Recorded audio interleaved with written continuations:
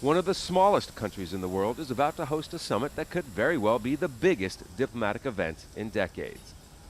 U.S. President Donald Trump and North Korean leader Kim Jong Un are due to meet at last and potentially defuse one of the world's most dangerous flashpoints. Hello, Singapore.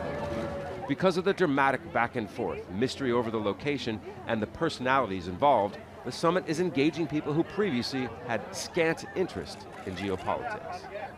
Singapore has a history of hosting top-level, high-security events, including 2 critical Taiwan-Chinese meetings and the annual Shangri-La Security and Defense Summit. The whole security apparatus is very robust. There's a lot of surveillance around the island. There's significant control of dissent. There's control of the media, such that any events that may be deemed unhappy or unhelpful can be quite tightly controlled and put down. Trump meets Kim is a big story in Japan.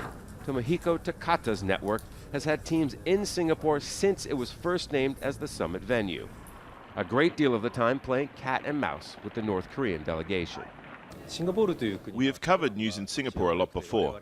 This time, though, the security is stricter and more difficult for us to work. The police presence is heavy. Underlying the interest and excitement for the summit, Singapore newspaper The Straits Times conducted a readers' poll asking Singaporeans where they felt the summit would take place. Most felt it would be at one of the large hotels here that can be locked down for security. Singapore will reportedly pay some of the expenses of the North Korean delegation.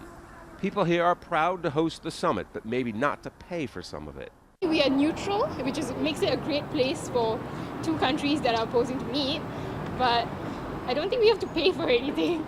Doing in Singapore is good for us because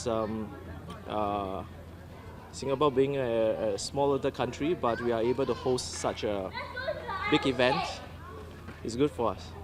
The government says summit preparations are moving forward smoothly, but with an intricate maze of protocol to navigate, from the proper amount of doors and meeting rooms to making the delegations from one of the richest nations in the world appear equal to one of the poorest, Singapore certainly has a tough 8 days ahead. A task, they say, that was happily taken on.